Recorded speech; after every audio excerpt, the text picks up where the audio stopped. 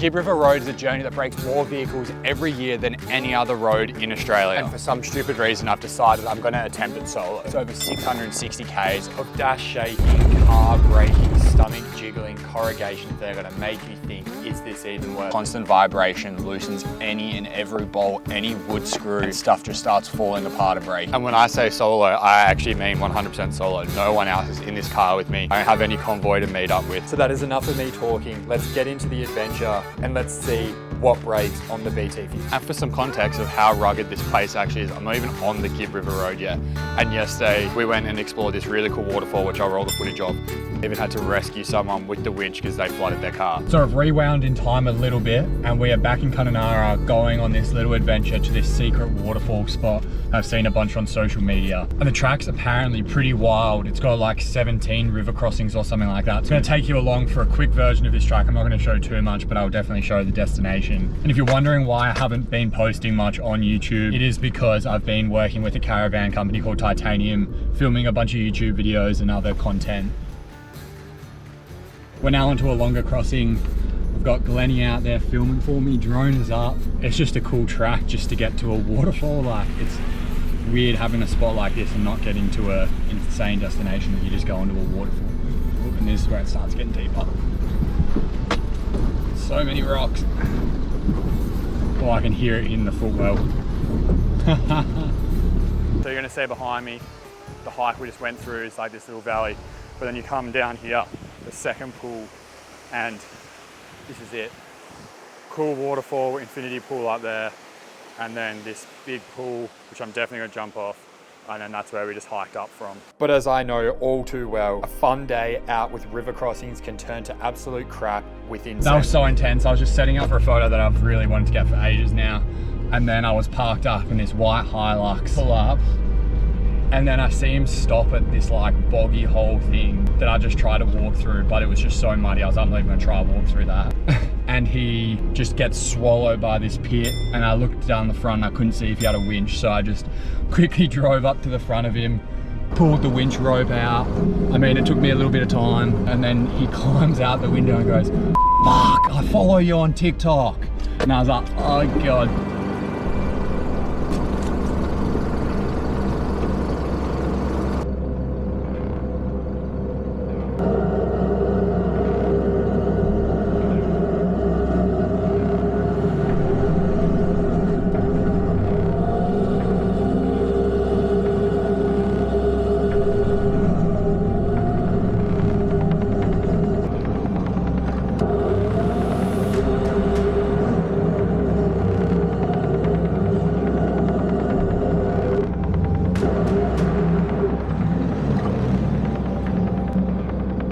Got him out, but the old Hilux at 2010 or whatever just got so much water in it. He had a camera on the floor that got soaked. Yeah, I feel so bad for that bloke. I wish I could have screamed at him and told him not to do it, but it was just so unassuming, exactly the same as what we pretty much did in Cape York.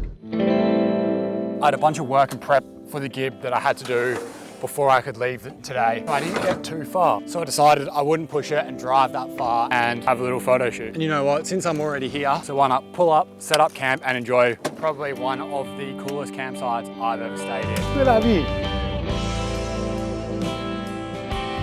I even got lucky with a really nice sunset, but as soon as the sun went down and I got in the tent, I got absolutely destroyed by sandflies. I ended up sleeping in the car because I could not bear it, and I had hundreds of bites everywhere. So not very well rested, I headed off onto the Gibb River Road. Finally made it.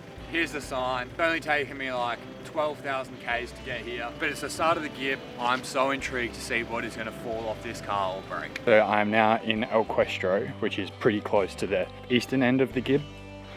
My start, normal people's end, and I had to pay entry to get into the park, even though it's a property, and then also for my night of camping. And for one night of camping, it was $81. It better be worth it. Like I don't know, I assumed El Questro was still very like not much anywhere, but it is a discovery parks, so that will give you an idea of what it's going to be like without even going there. I'm assuming it's going to just be like every other caravan park, but a bit cooler scenery. But in saying that, the hike that I'm on is Emma Gorge, and the scenery is already pretty next level.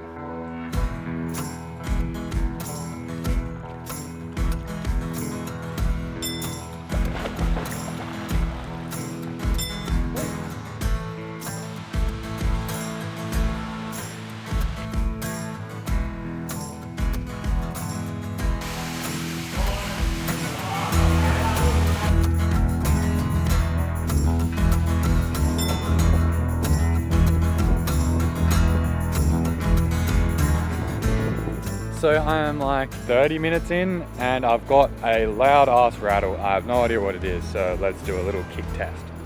Definitely sounds like it's coming from this side.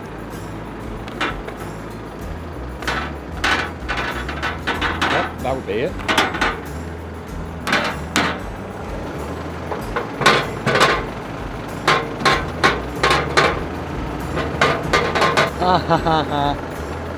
That is supposed to be one of them.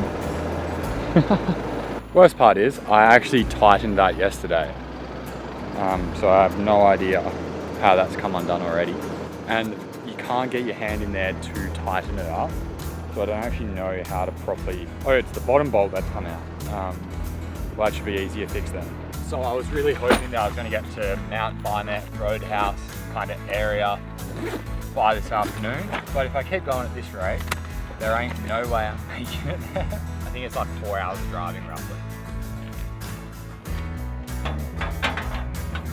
Well, that took way longer than I expected, and was a bit of a mission because my tools are not organised properly.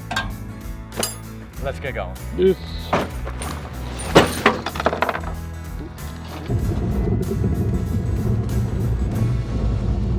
So it's the next day and I've gone and done Manning Gorge, which was pretty next level. Absolute crazy swimming hole. Really fun jumping off.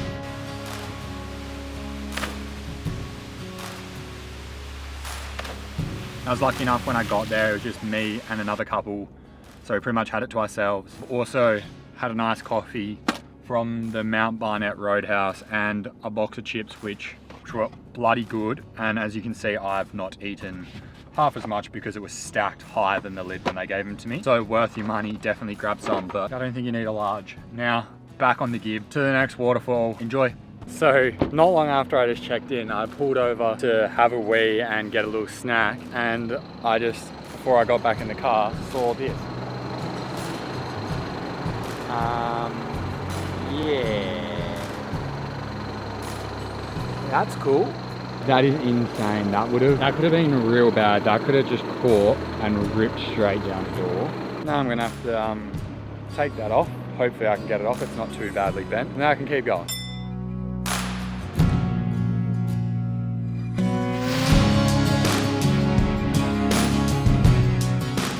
How cool. Couple of wild horses. Oh, look at him go. So as you can probably figure out, I've made it off the Gibb and I'm now in Coral Bay. But as I keep going, the carnage on the car keeps showing up. Like for example, this bash plate that fell off.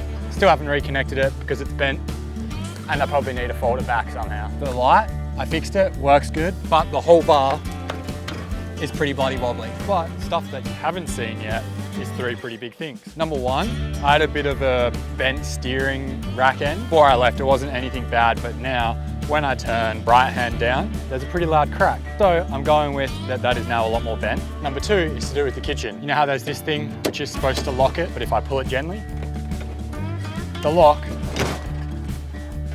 no longer locks. So what I'm going with is over the rattling, the locking mechanism has shaved away slowly at the metal and now it doesn't do anything. Which is annoying because those sliders are like $300 and something. But this next one kind of ruins the plans for what I was going to do to the car next. So now I have to decide whether I try and fix this, or if I'm going tray canopy camper. It started because I started hearing a weird noise here. Got some hear that noise. And I was like, that's so weird that it's doing that. And then I looked under here and you can see a giant crack. I haven't inspected if it's anywhere else. I know it's on that corner. That one looks alright. Let's see if it's on the other side.